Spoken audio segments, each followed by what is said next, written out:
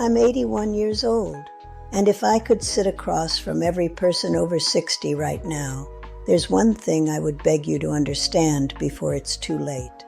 At this age, time isn't just a number. It's the currency of your soul. How you spend it determines the quality of your remaining light. When we're young, family feels permanent, sacred, untouchable, like a mountain that will always stand no matter how much the wind blows. We tolerate things we shouldn't. We forgive things that keep happening. We sacrifice our own well-being because we believe blood automatically means loyalty. But old age changes your understanding of people. It strips away the noise and leaves you with the truth of how others make you feel. Especially when your energy gets smaller, your health becomes fragile, and peace becomes more valuable than pride. By the time I turned 75, I realized something painful. The people draining me most were not strangers. They were family. I had spent years tending to a garden where some flowers were actually weeds, choking the life out of my most precious plants. It's a hard truth to swallow, that the people we love most can sometimes be the ones who steal our breath without us even noticing. Not every family member deserves unlimited access to your peace. I learned that lesson too late, far too late. There are 5 types of family members elderly people must be careful with if they want to protect what little peace life leaves them in the end. I know because every one of these people nearly destroyed my final years. They almost put out the fire I had worked so hard to keep burning. The people who share your blood aren't always the ones who share your soul. And at 81, your soul is what matters most.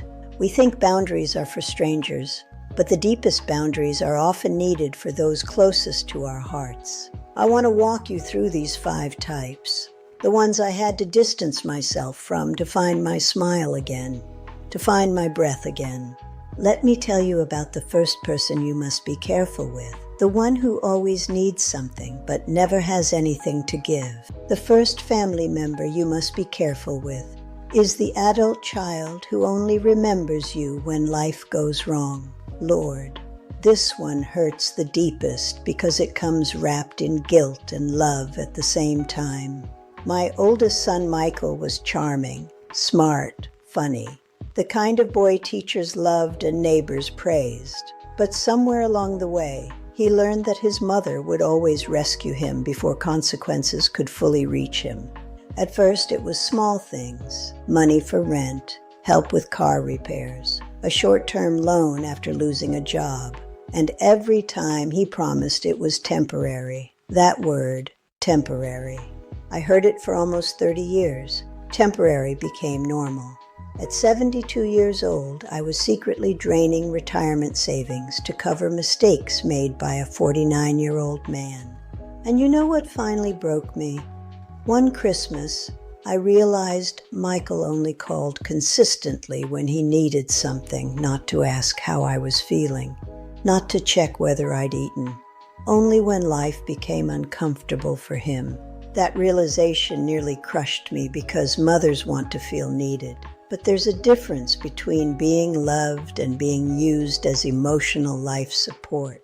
Sometimes helping adult children too much keeps them weak while slowly making you disappear. You think you're helping them fly, but you're really keeping them on the ground. And old age is too fragile a season to spend carrying people who refuse to carry themselves. You only have so much strength left, and it must be used to keep your own fire lit.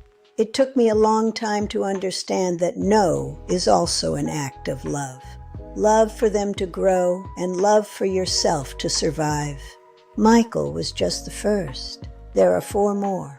The next person I need to warn you about is even harder to spot because they hide behind the mask of being too busy until they aren't. The one who treats your time as if it belongs to them. The second family member you must avoid is the relative who sees your loneliness as an opportunity.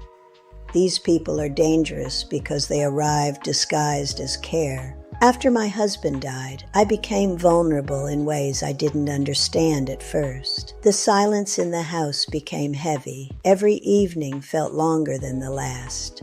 And suddenly, Certain relatives started appearing more often. My niece Carla began visiting constantly, bringing groceries, sitting with me, calling me auntie in that sweet voice she used when she wanted something. At first, I felt grateful. Loneliness can make crumbs of attention feel like love. But slowly the conversations changed. Questions about my savings, my will, my house. Then came suggestions that maybe I should put her name on certain documents for safety. That's when I realized something terrifying. Some people do not see elderly loneliness as pain. They see it as access. Access to property, access to money, access to control. And loneliness makes older people vulnerable because when you are emotionally starving, manipulation can feel like companionship. Please listen to me carefully. Anybody who pressures you when you are grieving, isolated, or emotionally weak does not truly love you. Real love protects your dignity. It does not slowly consume it. Your life's work is yours to manage, no matter how lonely the nights may get. You must guard your heart and your home from those who only see what you have, rather than who you are. Loneliness is a season, but regret is a lifetime. We've talked about the child and the relative, but the third person, they don't even have to walk through your front door to start draining you. They reach you through the one thing you think keeps you connected. The person who turns your phone into a weapon against your peace. I'll tell you about the ghost of guilt in part 4. Stay safe until we speak again. The third family member you must avoid is the one who constantly brings chaos into your peace. You know exactly who I mean. The relative where every phone call becomes stress, every visit becomes gossip, every conversation becomes criticism, drama, conflict, or emotional exhaustion. My younger sister Patricia was like that, and I spent most of my adult life excusing it because that's just how she is. But old age changes your tolerance for emotional noise. At 30, drama exhausts you. At 80, it can genuinely damage your health. Patricia fought with everybody, her children, neighbors, church members. And every conflict somehow became my burden too. She would call me at midnight crying about another argument, another betrayal, another emergency. And I noticed something after years of this. I always felt sick after talking to her, my chest tight, my blood pressure high, my mind restless. That's when I learned peace is not a luxury in old age. It is survival. Your nervous system becomes more fragile as you age. The body carries stress differently. It's no longer just a bad mood. It's a weight your heart struggles to carry. And some people bring storms everywhere they go. They carry the lightning and the thunder, looking for somewhere to discharge the energy. Family or not, you cannot spend your final years drowning in somebody else's chaos. Shared blood is not a permit for shared destruction. You have a right to choose a quiet evening over a loud conflict. You have a right to your own breath. I had to learn to put the phone down, to say, I love you, but I cannot carry this for you. It was the only way to save what was left of my own strength. Chaos is loud, but the next person, they are quiet. They don't use storms, they use shadows. They use the things you wish you had done differently to keep you bound to them. I call this person the ghost of guilt. And if you aren't careful, they will haunt your peace until there's nothing left. The fourth family member you must be careful with is the controlling child. This one is complicated because it often begins with genuine concern. My daughter Elaine loved me deeply. I truly believe that. But after I turned 78, her concern slowly became control. First, it was small comments. You shouldn't drive that far alone anymore. You're too old to handle bills by yourself. Then suddenly she was speaking for me at doctor appointments, correcting me in front of people, making decisions without asking. It was as if I had become a ghost in my own life. And one afternoon I overheard her telling someone, Mom's not really capable of managing things anymore. Lord, That sentence cut deeper than anything. It stole my breath more than my years ever could, because aging already steals enough from you naturally. Your speed, your strength, sometimes your memory. The last thing an elderly person needs is someone stripping away their dignity before it's truly necessary. Please understand me. There is a difference between support and control. Support helps you remain independent as long as possible. It is a bridge. Control is a cage. Control makes you feel powerless, so somebody else can feel important. It treats your wisdom like a burden and your experience like a problem to be solved. And elderly people must protect their voice fiercely, because once people start treating you like you are incapable, they stop seeing you as fully human. They start seeing a project, not a person. You have to set the terms of your own care. You have to say, I need help, but I do not need a master. Your dignity is the last thing you own. Don't let anyone take it early. Control is about the present, but the fifth person, they are about the past. They use the ghost of guilt to keep you from enjoying your peace. They make you pay for mistakes you've already settled. It's time to talk about the final person you must be careful with.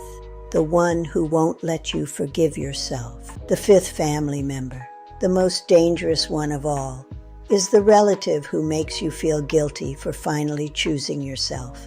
This person nearly destroyed me. Not financially, spiritually. After decades of caregiving, sacrificing, helping everybody else survive life, I finally reached a point where I wanted something simple. Peace. I wanted quiet mornings where the only sound was the wind in the trees. I wanted time to read without a clock ticking in my ear. Garden walks. Time to rest without apologizing for it. But when you have spent your life being a bridge for others, they get angry when you decide to finally stand on solid ground. And suddenly, certain family members acted offended by my happiness.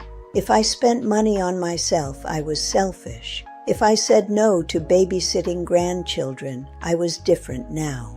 If I protected my time, I was accused of becoming distant. But I wasn't moving away from them. I was finally moving toward myself, and they couldn't understand the difference. That's when I realized something heartbreaking. Some families become comfortable with one person always sacrificing. They build their lives on your bones and then complain when you move. The moment that person starts creating boundaries, everybody else calls it selfishness. But boundaries aren't walls to keep people out. They are gates to keep your own light in. Let me tell you something I wish I understood at 50 instead of 80. You are allowed to belong to yourself before you die. You are your own primary residence. Lord, I wish somebody had told me that sooner, because I spent decades believing love meant endless self-abandonment. I thought to love them, I had to lose me. And by the time I finally chose peace, I was exhausted in ways sleep could not fix. It was a tiredness of the soul that required the medicine of solitude. Choosing yourself isn't a betrayal of family. It's an act of stewardship for the life God gave you. You are the gardener of your own peace, and you must protect it fiercely. We've seen the 5 types, the ones who drain, control, and haunt, but understanding them is only the beginning. The real work is what you do after you walk away. So here is what old age taught me about family. The final lesson isn't about them. It's about the home you build inside your own heart. Family can be beautiful, sacred even, but family can also drain the life from you if you confuse access with obligation. Not everybody deserves unlimited closeness simply because they share your blood. Some people only appreciate your usefulness. Some only value your sacrifice. Some only feel comfortable when you are emotionally available to absorb their chaos. And if you are not careful, you will reach the end of your life, realizing you spent more time managing other people's dysfunction than protecting your own peace. I learned too late that old age is not just about surviving physically. It is about protecting your spirit, protecting your peace, protecting the little energy life leaves you with in the final chapter.